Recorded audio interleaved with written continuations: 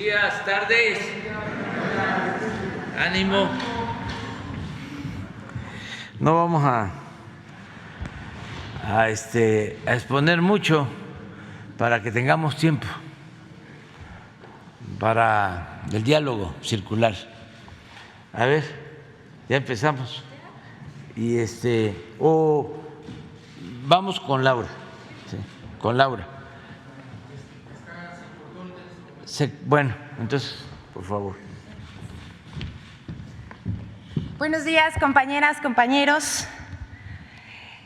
Señor presidente, con su permiso, este es el quién es quién en las mentiras de la semana del 17 de agosto del 2022. Vamos con la primera.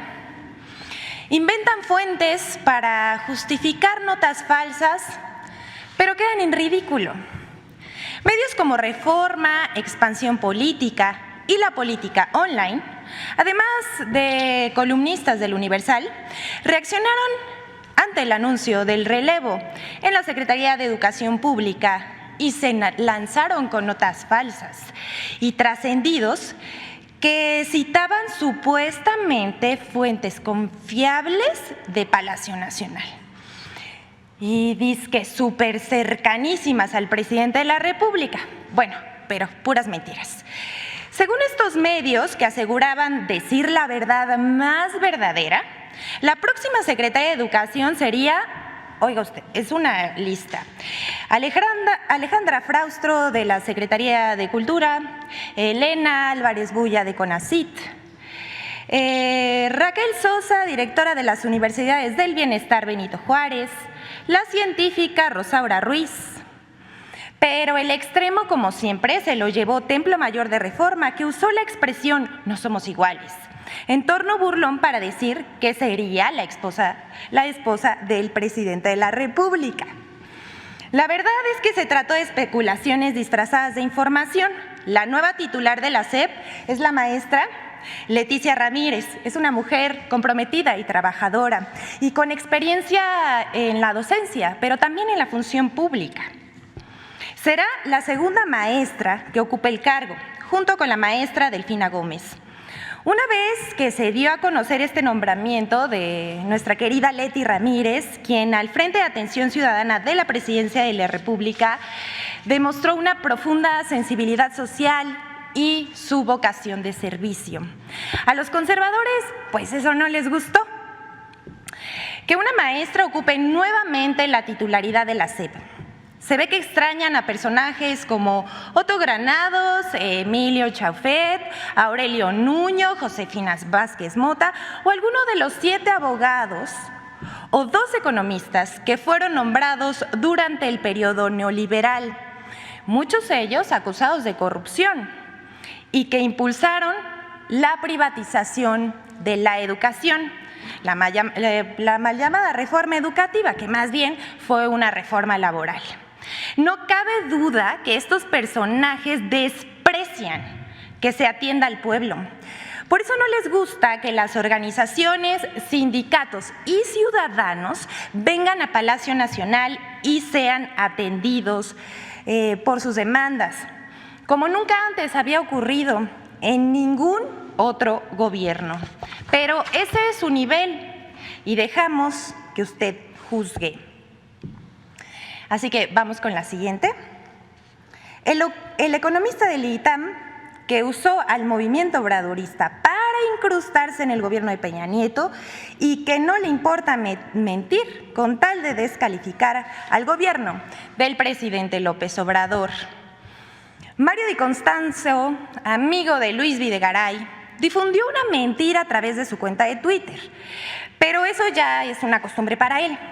Miente para destacar en la oposición y se monta en todas las tendencias para figurar. El 12 de agosto pasado, el exdirector de la Conducef publicó que la aerolínea Volaris cancelaba los vuelos hacia Ciudad Juárez. Nunca citó fuente ni atribuyó a nadie más el dislate. ¡Qué manera de desinformar! Pero lo que no esperaba Mario Di Constanzo es que la misma empresa lo desmintió, respondiendo que los vuelos estaban operando con normalidad. ¡Qué oso! Pero para la otra le recomendamos al señor Di Constanzo verificar mejor lo que publica, porque si no, además de racista, conservador y neoliberal, queda como mentiroso. Y bueno, hasta aquí está, pero vamos con la siguiente. Esta fue una petición y como lo pidió, aquí está. La conductora de noticias, Pamela Cerdeira, publicó un tuit llamando a que la nombráramos en la sección ¿Quién es quién en las mentiras de la semana? Nos publicó por medio de Twitter: oye, Liz Vilchis, ahí te va una para el ¿Quién es quién en las mentiras? La primera gráfica la publicó Jesús Ramírez hace ya varios días. La segunda gráfica la mostró López Obrador hoy. En la gráfica de hoy aparecen menos homicidios en 2021. ¿Resucitaron a más de 2,000 personas? Se pregunta. Pero le explicamos. No resucitaron a nadie, es falso lo que está diciendo. La gráfica del lado izquierdo, que vemos aquí en la pantalla, fue publicado por el vocero de la Presidencia de la República el 26 de julio pasado. Toma como fuente de información los datos publicados por el INEGI dentro del informe de estadísticas vitales correspondientes a las cifras preliminares de 2021, en las cuales se informa que la cifra total de homicidios dolosos para el año 2021 fue de 35,625, tal y como lo muestra la gráfica presentada. Clarito. Por lo que respecta a la gráfica presentada por el presidente, como se puede leer en la nota al pie, no nada más en la que presentó el presidente, sino también el vocero, los datos 2021 corresponden a cifras proporcionadas por el Secretariado Ejecutivo del Sistema Nacional de Seguridad Pública, ya que al momento de la elaboración del mismo aún no se publicaban las cifras preliminares del INEGI. Es decir, la diferencia de más de 2,000 homicidios dolosos que se menciona corresponde a una diferencia de la fuente de información, misma que se expone claramente en las notas al pie de ambos gráficos. Este gobierno trabaja incesantemente por erradicar la corrupción y combatir la inseguridad, lo que se refleja en datos duros publicados por las instancias correspondientes y retomados en esta conferencia de prensa para informar al pueblo de México sobre las labores y los resultados de la estrategia de seguridad. Y bueno, ahí está la respuesta, pero vamos con la siguiente y última nota. Es muy importante. Mega campaña para generar percepción de violencia generalizada e ingobernabilidad. A partir de los hechos de violencia ocurridos la semana pasada en algunos estados del país, en medios de comunicación y también en las redes, se desató una campaña difundiendo mentiras e información sensacionalista, con el propósito de generar una percepción de inseguridad, inestabilidad, ingobernabilidad, incertidumbre, miedo y de desgobierno. La oposición y sus aliados en los medios se dieron vuelo magnificando los hechos. No estamos minimizando la situación. Los hechos ocurrieron y hubo pérdidas dolorosas. Sin embargo, el Gobierno de México, por instrucciones del presidente Andrés Manuel López Obrador, está actuando. El Gabinete de Seguridad trabaja en coordinación con los gobiernos de los estados y las fiscalías. Tras los hechos, se han detenido a los responsables de generar estos actos. Veamos este video publicado por Infodemia, iniciativa del Sistema Público de Radiodifusión del Estado Mexicano, encabezado por Genaro Villamil, donde se explica esta situación. Vamos con el video.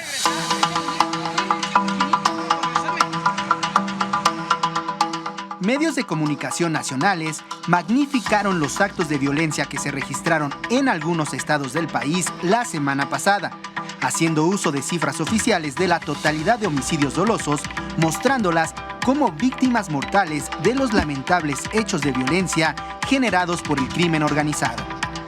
Por ejemplo, el 14 de agosto publicó la nota con la cabeza 4 días de terror, narcobloqueos, ataques y 260 muertos, en la que establecen una tendencia entre los hechos ocurridos en Guanajuato, Jalisco, Chihuahua y Baja California y las 260 personas asesinadas en todo el país entre el 9 y 12 de agosto.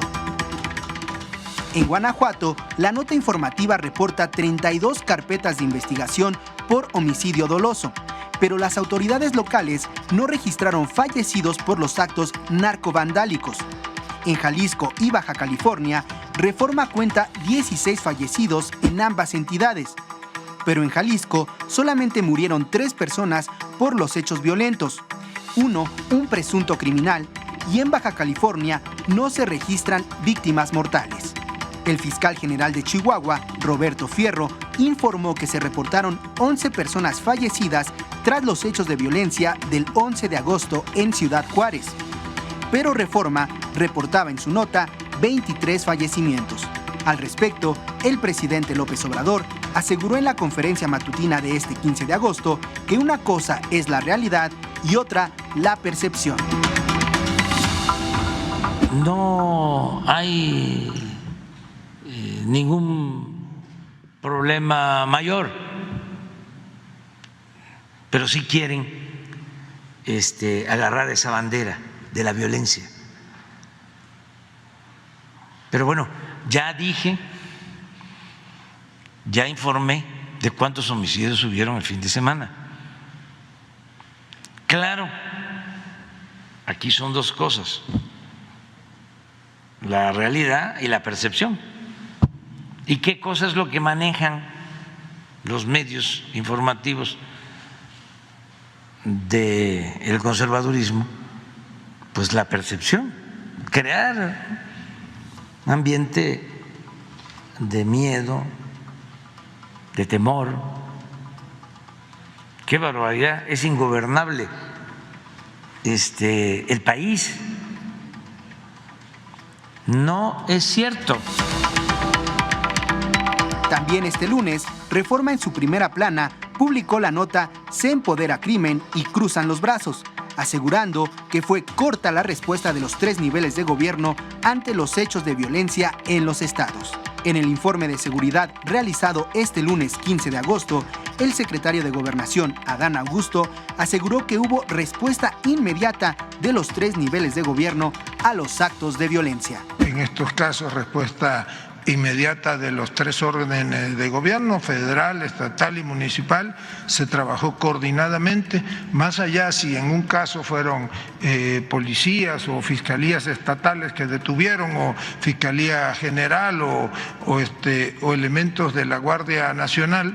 Yo le diría que no nada más el fin de semana, siempre la Guardia Nacional, el Ejército, la Marina han estado dedicados a coadyuvar en garantizar la paz interior en el país y garantizar la seguridad pública allí donde se requiere. Infodemia. Ahora bien, ¿quiénes promocionaron esta campaña? Voy a tomar aire porque voy a mencionar bastantes nombres. Carlos Loret de Mola, Anabel Hernández, Adrián Trejo, Raimundo Riva Palacios, Carmen Morán, Alejo Sánchez Cano, Ricardo Alexander Márquez, Antonio Aranda, Sergio Sarmiento, Sergio Negrete Cárdenas, Mario Maldonado, Ricardo Alemán, el expresidente Vicente Fox, Ciro Gómez Leiva, Jorge Fernández Menéndez, Ricardo Anaya, Marco Cortés, los senadores del Partido Acción Nacional, también Santiago Krill, Jorge Álvarez Maínez, Luis Cházaro, Julen Rementería, Emilio Álvarez y Casa, Jesús Ortega, Lili Telles, y la lista sigue. Y como les decía, si continuamos estaríamos todo el día aquí. Y ahora presentamos los medios que publicaron columnas y titulares amarillistas durante la campaña del fin de semana de Washington Post, Deutsche Welle, Milenio, El Financiero, El País, Excelsior, El Universal y Reforma. Llama la atención una cosa en particular. la coincidencia de argumentos, pero destaca Ricardo Alemán y Anabel Hernández, que dicen tener una fuente en Palacio que les informó que las acciones de la semana, según ellos, fue orquestado por el mismo gobierno para desestabilizar, para luego imponer el orden y militarizar al país. Esto es realmente algo increíble. Y bueno, como dato, por cierto, ayer durante una intervención en el programa Sin Censura de YouTube, Jaime Hernández, el periodista de la Jornada Sin Fronteras, reveló que la fuente de Hernández, de Anabel Hernández, es un ex agente de la DEA y lo describe como un fantasioso que se dedica a inventar. Veamos este tuit que publicó Ricardo Alemán y lo que dice Anabel Hernández. Aquí del lado derecho vemos lo que dice Anabel Hernández. Una fuente de información muy cercana a Palacio y que ha sido muy precisa en consultas anteriores, me explicó una de las que yo llamaría una de las primeras hipótesis de la violencia coordinada. Se trata de crear la enfermedad para después darte la medicina, generar la crisis para dar una solución. Y añadió que se trata de una violencia que el gobierno asume tener bajo control para justificar la militarización total del país e incluso someter a la oposición. Es una especie de extorsión orquestada entre miembros del gobierno federal y el crimen organizado. Ahí lo ven, que se parece mucho al argumento de Ricardo Alemán. Publica en su Twitter, última hora, extra. Me dice una fuente de Palacio que el terrorismo en Jalisco, Guanajuato, Chihuahua y Baja California fue ordenado por López Obrador a sus aliados del crimen organizado. La estrategia de incendiar el país y justificar la militarización decretada por AMLO. ¿Lo dudan? En fin,